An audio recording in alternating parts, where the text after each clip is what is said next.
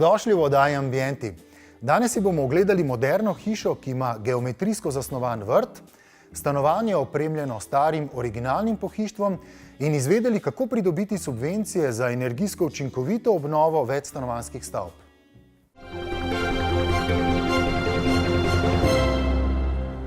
Oblikovalec vrtov Tomaž Bavdež je na parceli nevsakdanje oblike zasnoval geometrijski vrt, poln mehkobe, razgibanosti in udobja.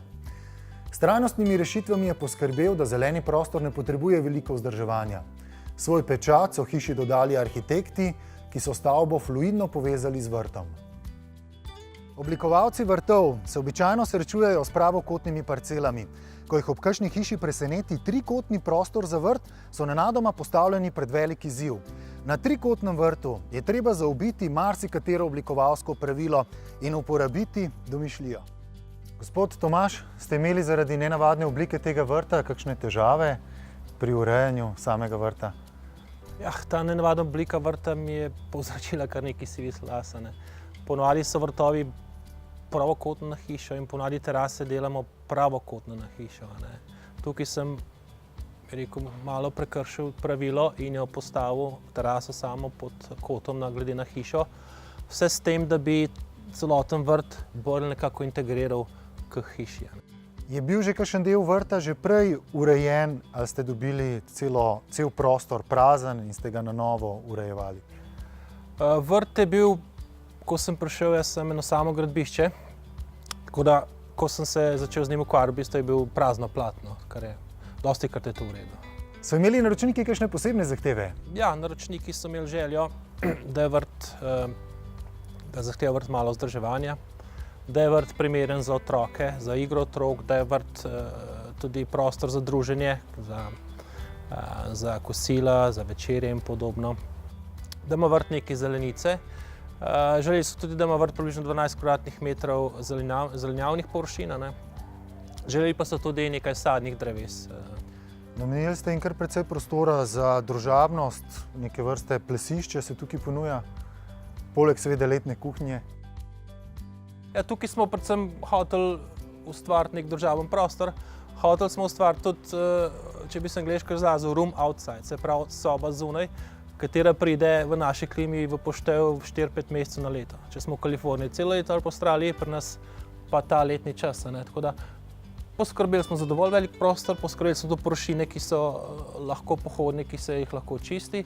In seveda ne sme manjkati streha, ter seveda za uživanje in obdelovanje zelenjav oziroma obdelavo termično rabimo tudi letno kuhinjo z vsemi pripomočki, ki zraven spadajo. Seveda osnovno je korito, da se spiramo z vodo in pa žar, kakršnekoli tip nam je ljubši.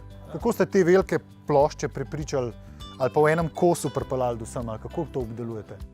Ta površina, pohodna površina, je bila ustvarjena na mestu. Se pravi, so pripeljali beton in so ga zvibrirali.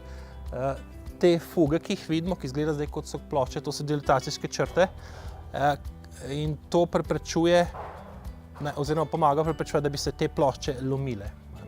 Se pravi, namensko jih zarežemo na približno 10 kvadratnih metrih, da preprečimo pokanje betona. Če bi vse to ulili v eni ploskvi, bi se to začelo pokati na raznih koncih. Katere rastline imajo pa prednost v tem vrtu in zakaj ste ravno te izbrali? Čeprav imamo kroglaste rastline, ki so podobne pušpanom, pušpanov ni. To so ilex drobnolistne bodike, ki jih zadnja leta uporabljam na mesto pušpanov, ker jih ne napada bolezen. So pa skoraj za laika čisto isto izgledajo. Morali smo vključiti precej sadnih dreves.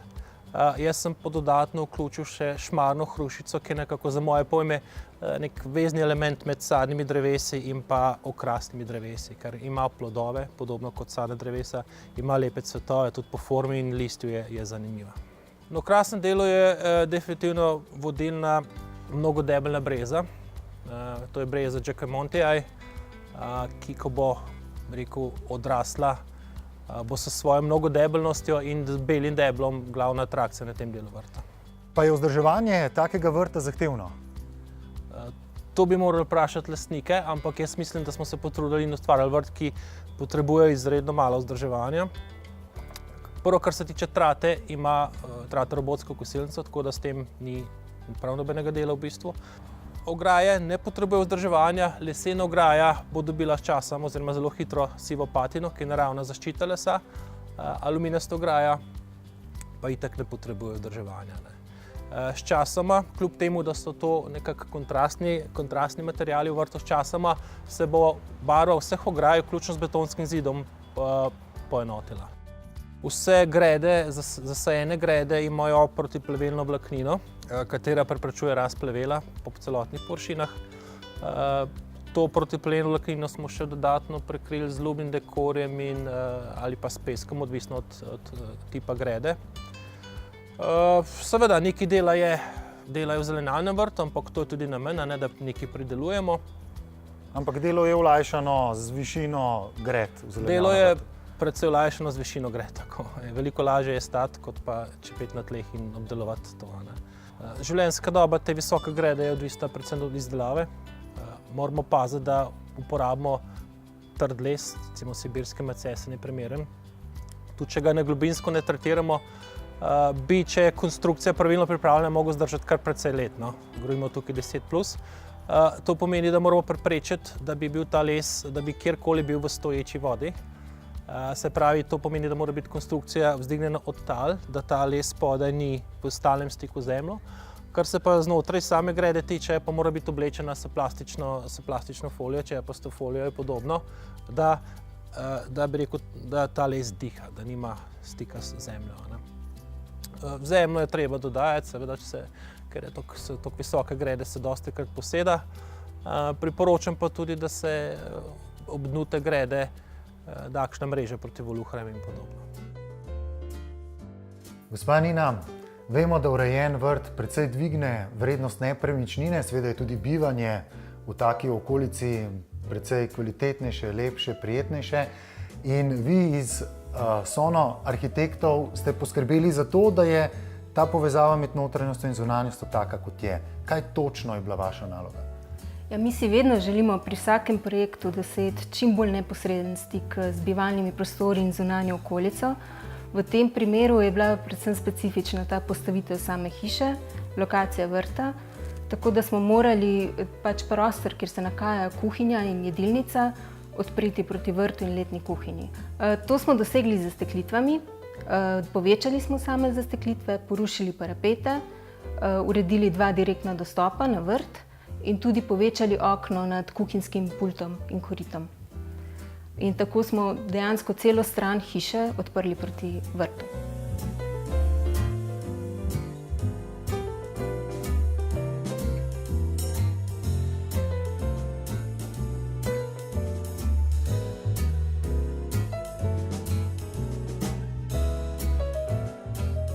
Ste seveda poskrbeli tudi za notranjo opremo te hiše in rdeča nit te notranje opreme je črno-bela barva. Zakaj ravno ta?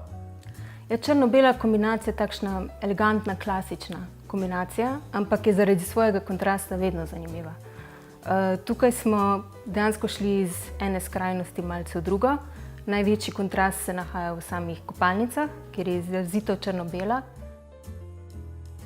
Črno-bela kombinacija nam je pa tudi omogočala, kar je bil v resnici glavni koncept notranje opreme, namreč vse vgradne elemente, inštalacije, jaške, kakšne zaobljene vogale smo hoteli skriti s pohištvenimi elementi in oblogami, ki so enotnega videza, in tako smo dosegli neke večje elemente, ki skupaj delujejo kot neka povezana celota enostavnih oblik, čistih oblik. In črno-bela kombinacija je temu zelo pripomogla. V kakšnem stanju je bila hiša, ko ste začeli delati na njej?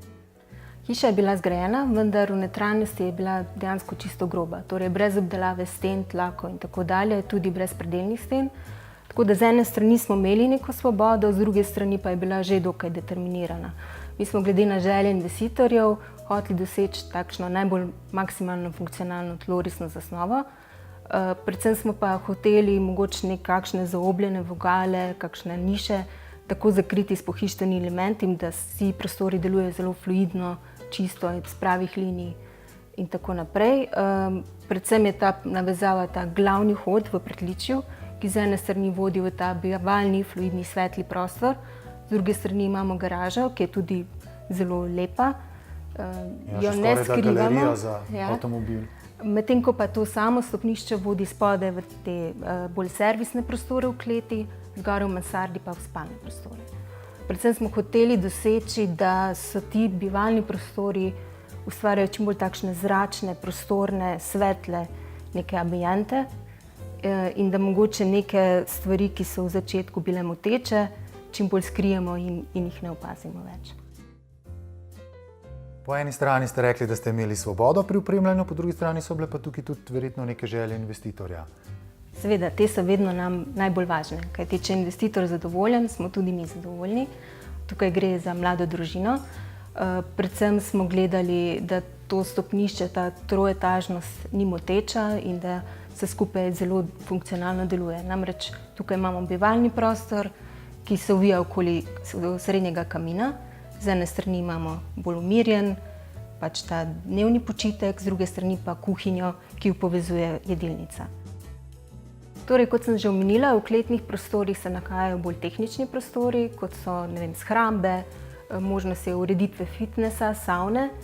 Je pa seveda tudi ena zelo pomembna soba, ki jo poznajo vse sodobne ženske, to je utility, pralnica, ki je pa tudi zelo funkcionalno povezana z zgornjim nadstropjem. Namreč naredili smo jašek za perilo, ki iz zgornje garderobe lahko dobimo umazano perilo takoj v kleti, je ni treba nositi po stopnicah. Zgoraj so spalni prostori z veliko kopalnico, s prosto stoječo kopalno kad, tuš kabino ter sama garderoba kot walk-in closet. Nato so pa še 3 spalnice in ena delovna soba, torej bolj intimni del družine.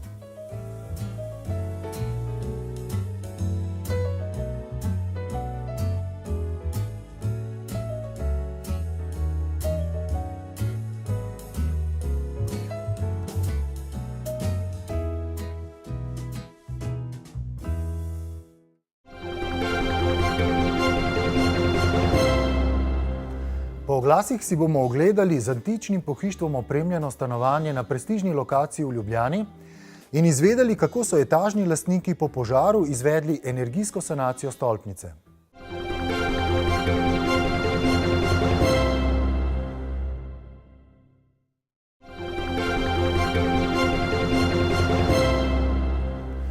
Ogenj, ki je leta 2013 v Domžalah zajel stolpnico, je popolnoma uničil 9 stanovanj.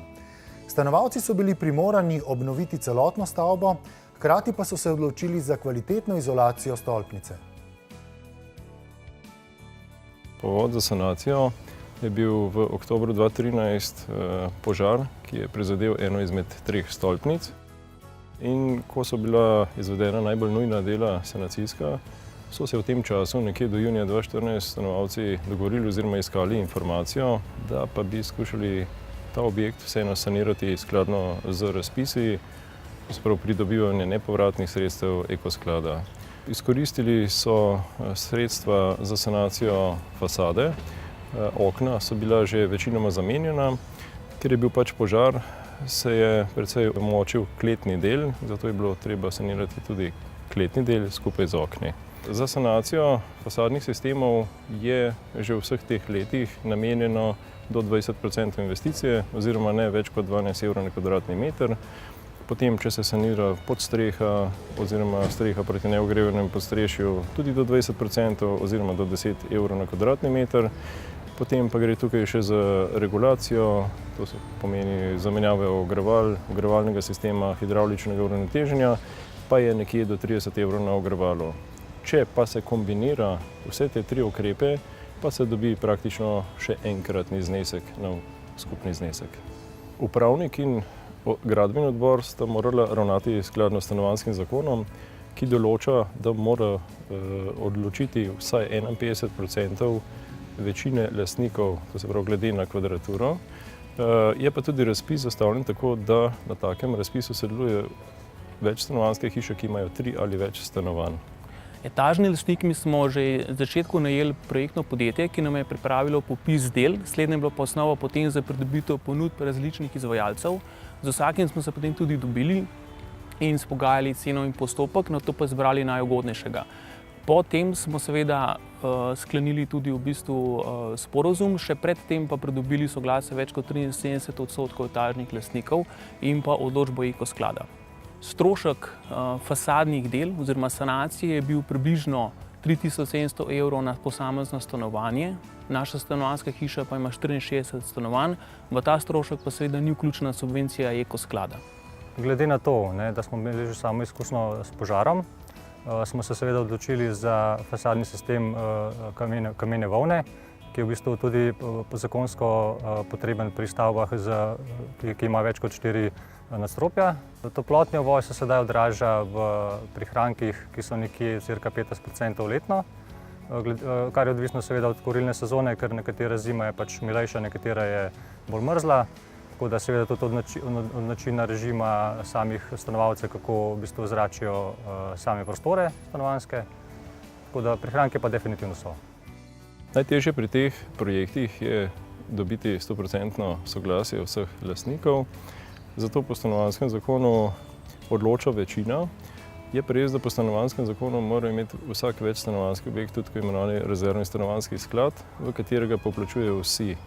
In potem morajo procentualno vsi prispevati k investiciji. Če pa se slučajno v takih večstanovanjskih hišah pride do situacije, da stanujejo tudi socialno šibki prebivalci, stanovalci, pa ob ustreznih dokazilih Ekosklad 100% pokrije njihov del investicije. Torej lahko zaključimo, da Ekosklad namenja zares številne spodbude, tako na strani dodeljevanja ugodnih kreditov, še bolj pa na strani dodeljevanja ugodnih subvencij. Ravno za večstanovanjske hiše je poleg obnove večstanovanjske hiše na voljo tudi obnova skupnih kurilnic. Na voljo so pa tudi subvencije, ki so drugače namenjene tudi fizičnim osebam, to se pravi individualnim stavbam, to pomeni zamenjava oken, rekuperacij, lokalnih rekuperacij, soglasjem pa tudi kakšnih toplotnih črpalk, sprejemnikov sončne energije in podobno. Vse te informacije lahko najdete na spletni strani www.ekosklad.si. Drugače 66 svetovalcev po Sloveniji v 52 pisarnih, vsak na svoji lokaciji ob uradnih urah deli brezplačne nasvete, zato lepo povabljeni v pisarne.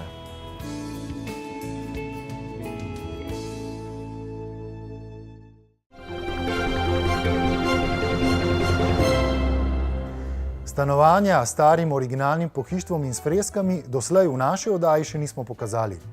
V tujini imajo takšna stanovanja uspešni poslovneži, ambasadorji, zvezdniki in umetniki. Ta stil opremljanja pa se postopoma uveljavlja tudi pri nas. Na prestižni lokaciji v centru Ljubljane na Židovski stezi je vzorno obnovljeno stanovanje. Opremljeno je z originalnim matinčnim pohištvom in dragimi umetninami. Lastnik pa ni le obnovil stanovanja, temveč je bil tudi pobudnik in soinvestitor ozelenitve in ureditve kar celotne ulice.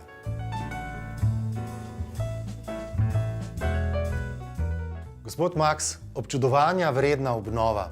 Kako dolgo je trajala in kaj vse ste morali postoriti pri obnovi stanovanja? Ja, to je trajalo pa kar 4 leta. In sicer, ko sem prvič prišel iz Anglije v Slovenijo, sem opazil, da povsod je vse moderno. Povsod so bile škatle za čevlje narobe obrnjene, če oprostite izrazu. Stavbe kocke, pohištvo kocke, pravokotniki, kvadrati. Tako da res sem pogrešal to, kar sem jaz doživljal v Parizu, v Londonu, v Amsterdamu.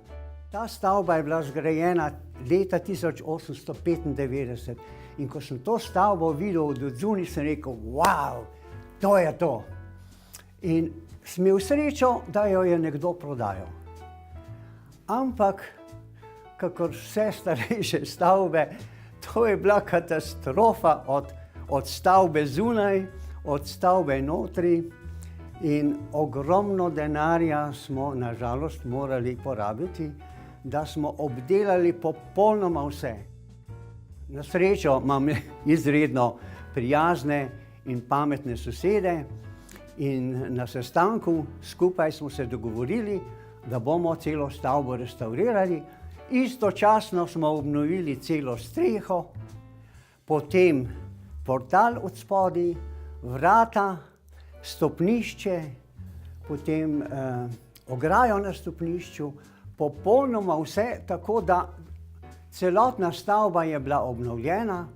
Kaj me je pa najbolj motilo, je bilo pa to, da cela židovska steza je bila groteskna, pobarvana z grafiti in, oprostite, jaz jih ne bi smel imenovati grafite, ker to je bilo uničevanje fasad.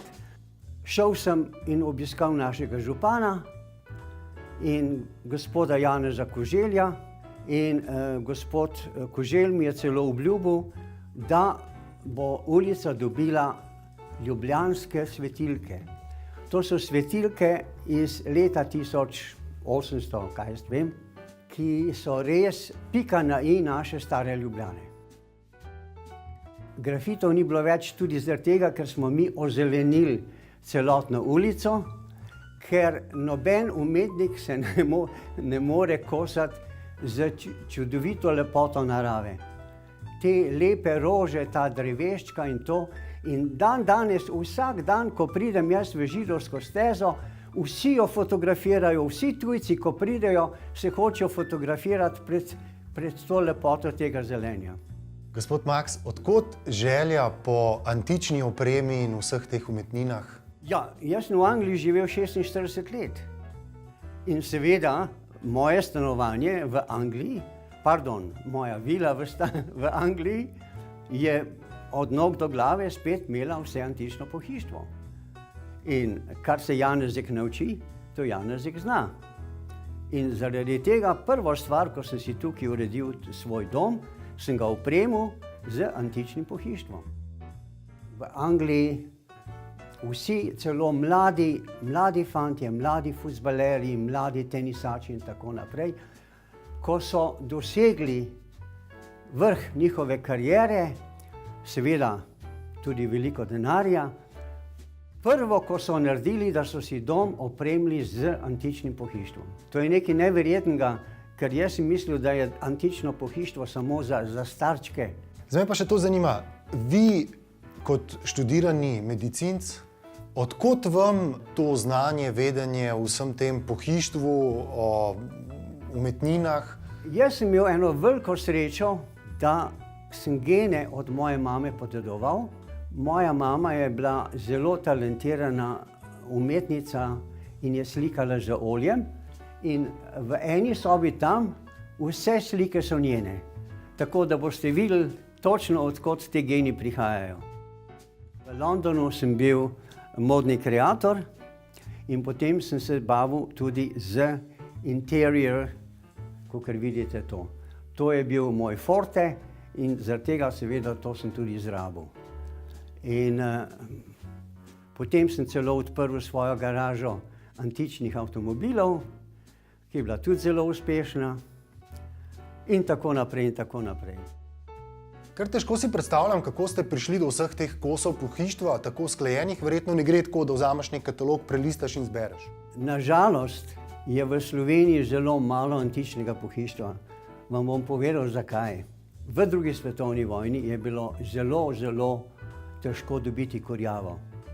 In ljudje, da ne bi zmrzvali, so razsekali svoje pohištvo, zato da so se lahko greli.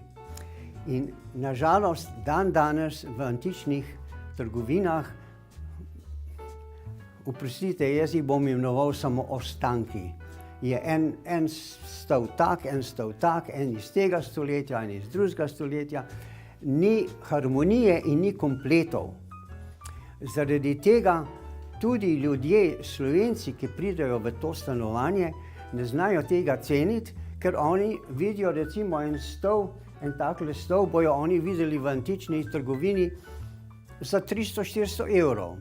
In pol rečejo, ja, vse tole bom pomnožil čez 10 in to je 3000 evrov. Narobe. To je ogromna razlika, ker najbolj je drag komplet. In kakor vidite, v vsaki sobi tukaj je komplet. Zato je taka velika vrednost te antične sobe. Ženske imajo gotove predsodke in rečejo, jaz pa ne bom spala v tej postelji, ki je nekdo umrl. Tako da, razumem. tako da smo se odločili, da spalnica bo ravno tako v antičnem stilu, ampak bo reprodukcija. Moja celotna kuhinja je narejena iz masive, zato je tudi izredno draga in seveda je tudi usklajena stilno z ostalimi sobami. To pomeni, da moja želja, ki se mi je tudi uresničila, je bila ta, da celotna stavba od odzunaj, od oznotri in v vse detajle naredi občutek, da je to iz leta 1895. Manjka samo še ena moja spremljevalka v Karolini in je picture perfect iz tega stoletja.